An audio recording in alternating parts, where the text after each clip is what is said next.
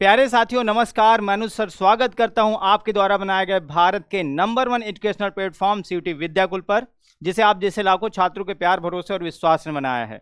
प्यारे साथियों, आज हम डिस्कस करने वाले हैं सेंट्रल यूनिवर्सिटी ऑफ हैदराबाद। इसमें बेटा हम लोग डिस्कस करेंगे इससे रिलेटेड जितने भी कोर्स यहाँ पर चलते हैं, कोर्स के संबंधित जितने सब्जेक्ट कॉम्बिनेशन है, एक्सपेक्टेड कट ऑफ और जो एलिजिबिलिटी क्राइटेरिया है, इन सभी पॉइंट्स को आज इस क्लास में हम लोग डिस्कस करेंगे।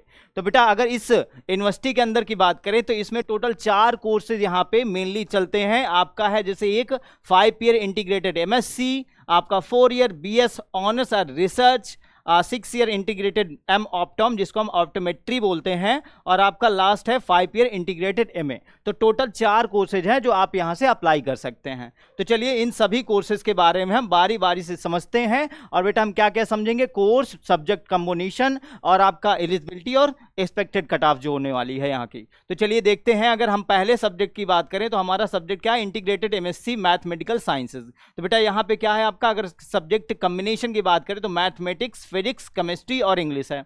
फिर अगर एलिजिबिलिटी की बात करें तो अगर आपको इसमें से इंटीग्रेटेड एमएससी मैथमेटिकल साइंस में करनी है तो एलिजिबिलिटी आपकी देखा जाए 60% से प्लस यहाँ पे आपके नंबर होने चाहिए, और देखा जाए 10+2 विथ साइंस एंड या मैथ। ठीक है, आपका जो 10+2 होना चाहिए साइंस और मैथ में होना चाहिए। अगर कट ऑफ की बात करें तो बेटा आपका 250 में जो कट ऑफ बनती है वो लगभग बनती है 160 से 210 के बीच।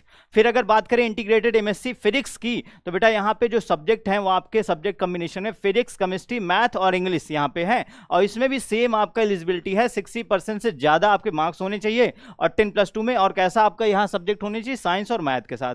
ठीक है, और यहाँ जो कट ऑफ बनती है वो 150 से 200 के बीच में यहाँ पे बनती है। ठीक है, फिर बात करें अगर हम इंटीग्रेटेड एमएससी केमिकल साइंस में तो केमिस्ट्री, फिजिक्स ये आपका मेन सब्जेक्ट है और कॉमन इंग्लिश आपका हो जाता है। सेम यहाँ भी आपका एलिजिबिलिटी क्राइटेरिया है, 60% प्लस एबव होने चाहिए मार्क्स किसमें, आपके 10+2 में, और साइंस यहाँ पे आपका सब्जेक्ट होना चाहिए। यहाँ पे 140 से 190 के आपका बीच स्कोर बनता है, जो आपका आउट ऑफ 200 से 250 के बीच होता है। फिर आपका नेक्स्ट आता है इंटीग्रेटेड बीएससी, जो केमिस्ट्री से अगर आपको करना है तो उसके लिए सब्जेक्ट आपके पास है केमिस्ट्री, फिजिक्स और इंग्लिश।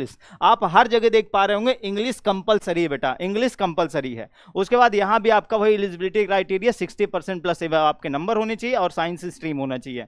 यहाँ पे जो कट ऑफ है वो है 135 से 185 के बीच। फिर देखते हैं नेक्स्ट हमारा इंटीग्रेटेड एमएससी बायोलॉजी से अगर आपको करना है तो इसके लिए subject combination biology, chemistry, physics, math और इंग्लिश। यहाँ पे देखो हर जगह आपको इंग्लिश कॉमन दिखेगी। ठीक है, तो इंग्लिश तो आपको बेहतरीन आनी चाहिए।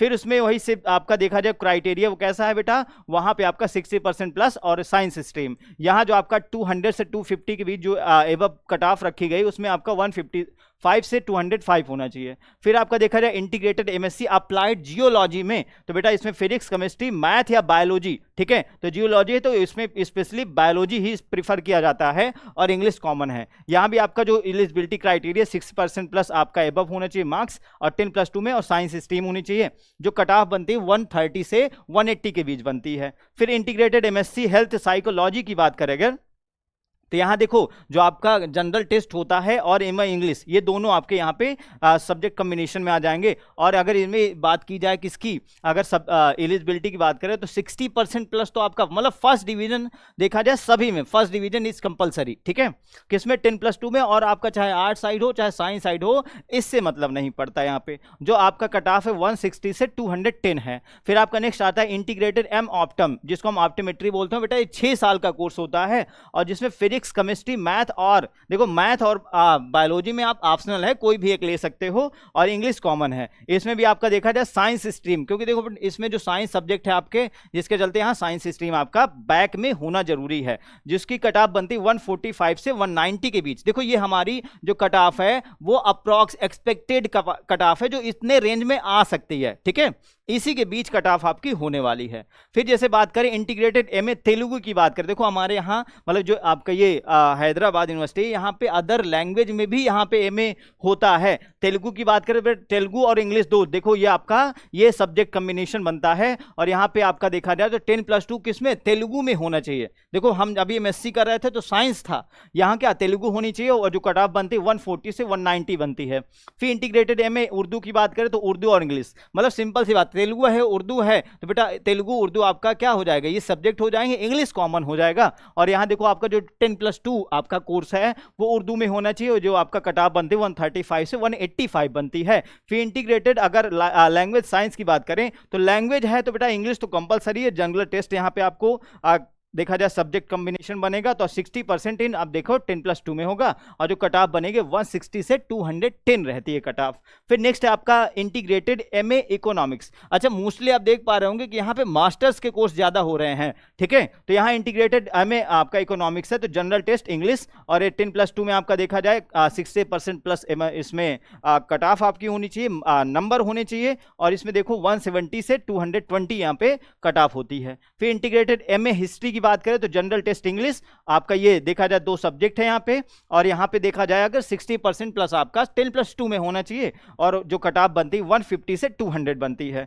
फिर नेक्स्ट हमारा है इंटीग्रेटेड एमए पॉलिटिकल साइंस में अगर देखा जाए तो यहाँ जनरल टेस्ट और इंग्लिश यहाँ पे कंपलसरी हो जाता है, और इसमें अगर देखा जाए तो 60% प्लस आपका 10+2 में, मतलब 12th की बात कर रहे हैं, 10+2 में होना चाहिए, और यहाँ पे देखो 165 से 215 तक यहाँ पे नंबर होते हैं। फिर इंटीग्रेटेड एमए सोशियोलॉजी की बात करें तो जनरल टेस्ट और इंग्लिश यहाँ पे आपका कंपलसरी है, सब्जेक्ट कॉम्बिनेशन में आ जाएगा, और देखा जाए यहाँ पे 10+2 में आपका 60% एबव होना चाहिए नंबर, और देखा जाए यहाँ पे 155 से 205 यहाँ पे जनरल स्कोर होता है। फिर इसमें देखा जाए जनरल कट ऑफ होती है। फिर इंटीग्रेटेड एमए एंथ्रोपोलॉजी में अगर बात करें, ठीक है, तो यहाँ जनरल टेस्ट और इंग्लिश यहाँ पे आपका सब्जेक्ट कॉम्बिनेशन बनेगा, और 60% में क्या होगा बेटा 60% प्लस आपका 10+2 में होना चाहिए, और जो कट ऑफ बनती है वो बनती है 150 से 200 के बीच, ठीक है। अब बात आती है कि सर ये आप तो जनरल एक्सपेक्टेड कट ऑफ बता दिए हैं, अगर बात करें हम देखो अगर कैटेगरी वाइज की बात करें तो यहाँ जो कट ऑफ बनती है जनरल में अगर देखा जाए तो 160 से 220 के बीच बनती है,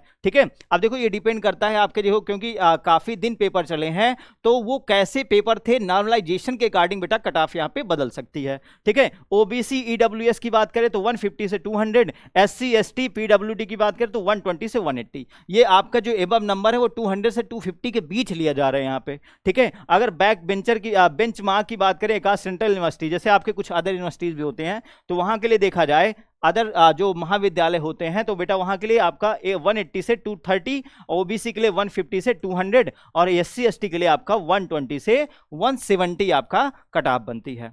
तो प्यारे साथियों इस प्रकार से हमने अपनी सेंट्रल यूनिवर्सिटी ऑफ हैदराबाद की जितने भी क्या थे उसके कोर्सेज थे, सब्जेक्ट कॉम्बिनेशन, एलिजिबिलिटी और एक्सपेक्टेड कट ऑफ, देखो मैं ये नहीं कह रहा हूं कि एकदम यही कट ऑफ होने वाली है, ये अनुमानित कट ऑफ है, और इसी अनुमानित कट ऑफ के देखा जाए 10 से 20 नंबर का ही अंतर होता है आपके कट ऑफ में, ठीक है, इतना ही अंतर होगा, इससे ज्यादा अंतर नहीं होने वाला। तो आप लोग अगर इस क्राइटेरिया में आते हैं, इन कट ऑफ से में वैरी करेंगे तो बेटा आप सेंट्रल यूनिवर्सिटी में admission, central university of Hyderabad में एडमिशन ले सकते हैं।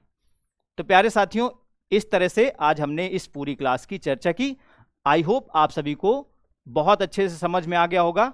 मिलते हैं नेक्स्ट क्लास में, आप सभी को बहुत बहुत धन्यवाद। जय हिंद, जय भारत।